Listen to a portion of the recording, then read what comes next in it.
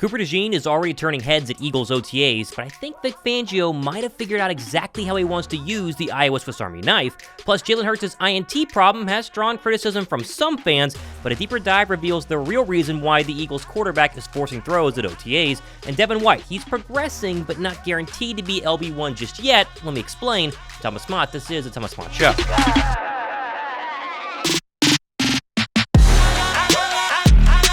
I think one of the most interesting surprises from the Eagles' second OTA practice on Thursday was the movement of Cooper DeJean into the actual first-team nickel starting position during some 11-on-11s. Now, not only was this the first 11-on-11 the Birds ran, at least in front of the media, but it does mark a continued look at how maybe Vic Fangio might actually view the Eagles' second-round draft pick, albeit in what is a very, very early spot in the Eagles' offseason. Now, at Iowa, DeJean did move around a ton. He played safety, he played cornerback, he played in the box, but his primary position was the outside cornerback slot, where even at his pro day, as an outside cornerback, his RAS athletic score was 28th best out of 2,469 possible cornerbacks from 1987 to 2024. But DeJean at nickel makes a lot of sense for Philadelphia for one main reason, and that's Avonte Maddox. Like, sure, the Eagles brought back a Maddox during the offseason, and he's been their primary nickel for the Birds past couple of seasons. And yes, C.J. Gardner-Johnson did miss Thursday practice, so Maddox was kind of moved out of the starting nickel spot into the safety spot. He's kind of their emergency safety number 3. But Maddox's fragility has been kind of an Achilles heel for the Birds secondary as of late. Like, once he's gotten injured each year,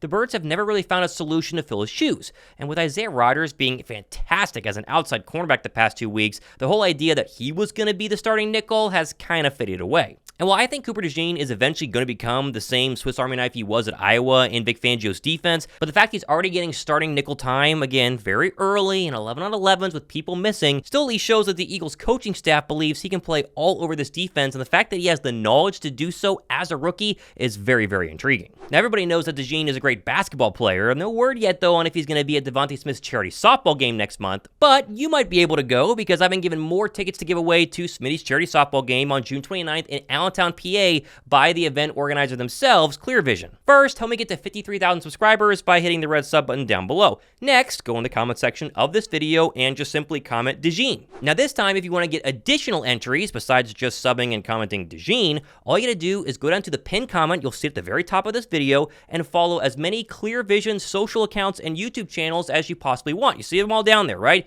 Pick one, follow it. Each additional follow is an additional entry, so you can have a bunch more than just one entry, meaning your chances of winning the 2 tickets become a whole bunch higher. But go ahead and go down below and follow the steps to go ahead and get entered to maybe go see all your favorite Eagles play some softball. Now, also later this week, Adam Schefter confirmed today that we will be getting a resolution on the alleged Eagles and Falcons tampering violations during free agency, which, of course, if you remember, are the stupid violations that the Eagles talked to Saquon Barkley too early, and apparently the Falcons did the same with Kirk Cousins during NFL free agency. Now, no word yet on if the Bears signing DeAndre Swift 10 minutes into free agency is being looked at, but that's just kind of how the NFL works. Either way, there is good news. The Birds are not expected to lose some sort of serious draft pick. My guess is it'll be a fine and maybe a 6th or a 7th round draft pick, but I think the Atlanta Falcons violation is going to be a little bit worse. Rumor has it could be as high as a 1, 2, or 3rd round draft pick. We'll stay tuned for that, but Philadelphia, the good news there, should be just fine. I think the craziest reaction I've seen from Eagles OTA practices, at least in my comment section, has to be the fact that Jalen Hurts has thrown multiple interceptions in both 7-on-7s and 11-on-11s the past few weeks. One apparently went to Isaiah Rodgers, another one was tipped by Devin White and caught by Zach Bond, and then on Thursday, he should have had a third that was grabbed and then dropped by Keely Ringo. And despite this being padless, very scripted, and extremely early on, there are still Eagle fans who don't like Jalen Hurts or don't think he's that great and are pouncing on the opportunity to rip the guy at any real moment. But I think a better explanation is that new offensive coordinator Kellen Moore is trying to make Jalen Hurts attack the middle of the field way more than he did in 2023. So that's something that Jeff Kerr pointed out on a CBS write-up after Thursday's OTA practice, saying, quote, Hurts is targeting the middle of the field significantly more in these open practices. The Eagles were dead last in pass attempts in the middle of the field at 37.1%, and Hurts was second to last at 37.6% of quarterbacks that had 100-plus attempts. Kenny Pickett was actually last. For as great as Hurts has been, he still obviously has areas to improve. He's not perfect. This isn't the second iteration of Tom Brady just yet. I think Moore is simply trying to work on the weakest aspect of Hurts' game, and something that the previous coaching staff kind of let him get away with by just throwing it outside the numbers to A.J. Brown and DeVonta Smith. So if you want to weed things out now, you work on it during OTAs. That way he can grow much faster during training camp because he's more comfortable already throwing the ball to the middle of the football field. Plus, to back this all up, I actually spoke to somebody who was at the Eagle OTA practice on Thursday, Brandon Lee Gowton, managing editor of Bleeding Green Nation, and his explanation on exactly what went down on those interceptions should make all of us feel a whole bunch better. I want to start with those interceptions because as soon as I talked about how, oh, this player got an interception and that player got an interception, my comment section was filled with, wait, how many picks did Jalen Hurts throw? I'm worried that Hurts threw 3 interceptions. Give me your take on Jalen Hurts yesterday. It was an up and down day for the quarterbacks. Are you concerned at all by early OTA interceptions? Not his best day of practice. Is that the end of the world? I don't think so. The first one that Jalen Hurts threw kind of just into a tight window, meant for A.J. Brown, got deflected by, I think it was Devin White. He seemed to get some credit after the play. And then Zach Bond did a nice job of staying with the ball in the air and making the catch for the interception. A little bit of a bad luck in there as well. Second one was just a phenomenal play by Isaiah Rodgers, who we mentioned last week, really stood out in the first day of media attended Eagles OTAs practice, just read the ball perfectly this time. Another target to A.J. Brown and just made the jump on it for a pick six. Incredible anticipation, timing, all that by Isaiah Rodgers. And then Jalen Hurts almost had another one at one point where it was great coverage by Keely Ringo. I think the ball was a little bit underthrown down the field to Paris Campbell, so some of that on Hurts certainly. Ringo couldn't hold on, so almost had 3. But again, it's a passing camp. And you also don't necessarily know what the Eagles are even trying to do on a given play. There's certain things they're working on at this point in the offseason that wouldn't necessarily apply to a real game context. So again, not his best day. You would like to see him be sharper than that, sure, but not the end of the world by any means. You mentioned the Isaiah Rodgers interception. I think just listening to you say that is already more context than anything I read on Twitter and on blogs just yesterday, because it's like, okay, Rodgers jumps a route, it's a pick six. Was it thrown behind A.J. Brown? You seem to indicate that that was a really good play by Isaiah Rodgers, who's continuing to have what I think a lot of people would agree is one of the more impressive OTA outings, at least of anybody so far from what you've seen. Yeah, it's possible, that Hurts was locking into A.J. Brown a little bit too much where it became predictable where Rodgers could do that. Now, in fairness, again, no DeVonta Smith there, so you're looking at A.J. Brown, Paris Campbell, and Joseph Ngata as the first-team wide receivers right now. So Jalen Hurts is already inclined to throw to A.J. Brown, but specifically even more so in this circumstance. But yeah, I mean, Isaiah Rodgers, it was interesting to see him last week with the first team looking pretty good. It's just one practice, so you don't want to make too much of it. But, you have a really impressive – it was the highlight of the practice. I mean, that play really stood out. I think that grabbed people's attention there the way he picked that off and took it back to the house. The Eagles were backed up against their own goal line in that scenario, so certainly that made it easier for him. But, I think Isaiah Rodgers is a legitimate factor. In terms of at least the competition, again, it's only May. There's still a lot of time for things to change. But this idea, that the Eagles are going to just definitely put Quinyon Mitchell out there week 1 across from Darius Slay, that's not a given, especially if Isaiah Rodgers continues to look this good. Again, Keely Ringo almost had a pick yesterday. There's legitimate competition for that spot across from Darius Slay. It's something we haven't seen, honestly, in a very long time. Just having depth at cornerback is very exciting. I'm curious what you would do after seeing, again, just 2 OTA practices, and I think we're going to mention it 10 more times, that there's only so much you can glean from this. We need actual training camp and preseason games to really decide who wins this job and who wins that job. But if Brandon Lee Gowton was not the managing editor of Bleeding Green Nation, a great Eagles website, he was the GM of the Philadelphia Eagles, what would you do with James Bradberry after seeing Isaiah Rodgers? I know that Bradberry wasn't there. He had a charity event in Alabama. I'm not going to harp on him for that. Would you be cutting James Bradberry after June 1st and kind of letting the QB or the cornerback 2 battle just continue to progress, or would you try and keep him on this roster? Yeah, and it'll be interesting to see what happens here because, the Eagles have their mandatory minicamp coming up next week where if James Bradberry's not there, he's going to be fined unless, the team kind of gives him permission to not be there, or it's possible that he'll show up and maybe there's kind of like a quote-unquote injury he's dealing with where he just doesn't really practice at all but kind of hangs out and watches from the sidelines. If I'm the Eagles, I guess, at this point, they could have already designated him as a post-June 1 cut if they really wanted to, if that's what it was all about. I think they might just hold on to him for what they will do. They might just hold on to him for a little bit in case, maybe there's an injury, maybe there's a team that gets desperate for a cornerback and wants to give up something for him, I'm not saying you're getting any kind of amazing value, but maybe you can get literally more than nothing at all, which could make it more worthwhile for the Eagles.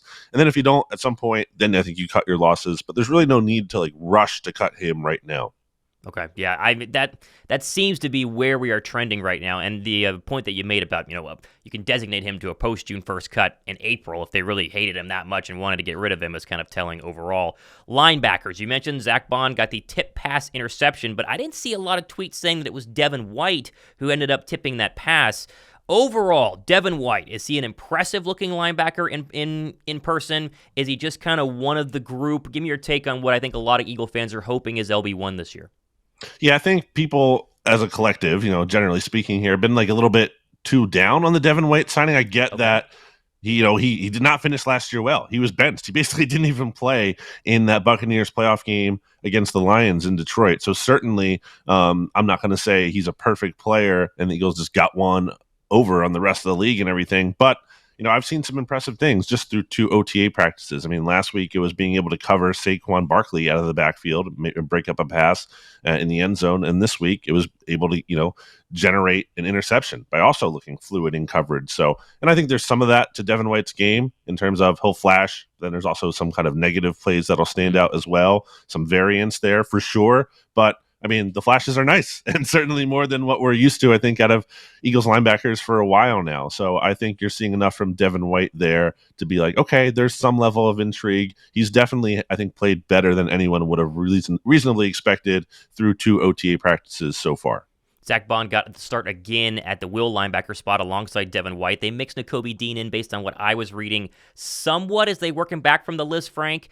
I asked this last week, but you've seen him now twice in person in Zach Bond. Is he a legit linebacking starting candidate for the Philadelphia Eagles, or are they just waiting for Nakobe Dean to be healthy?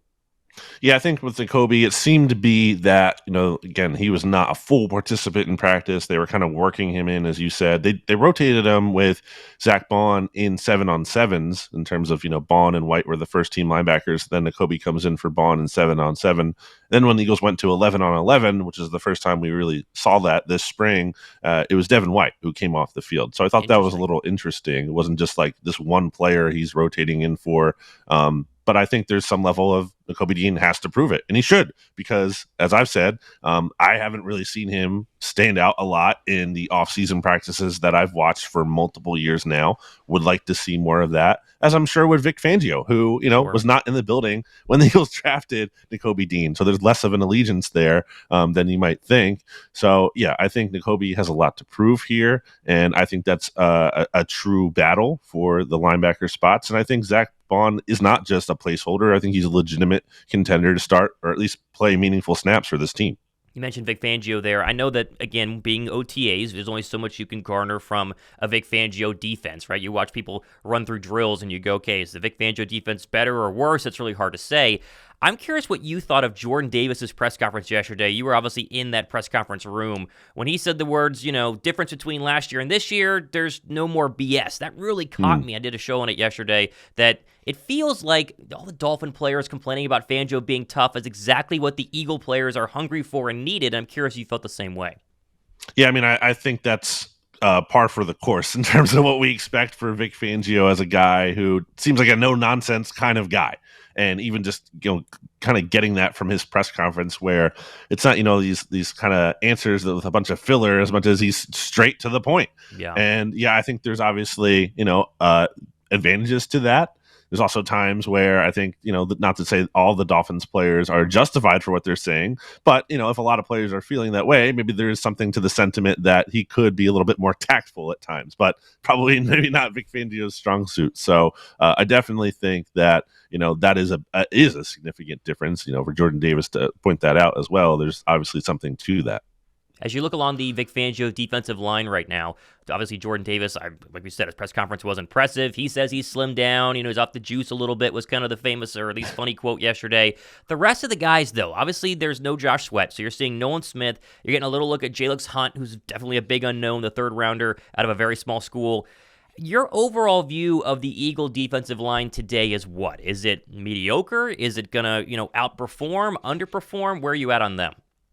I think it has the potential to be there's a big swing potential here. And I think, if Jordan Davis, makes another leap in year three, like we saw kind of more early in the season last year, if we can be more of that player and, be in shape and be making an impact throughout the season, not just early on, that's obviously a big deal. If Nolan Smith can take a step forward, that's great.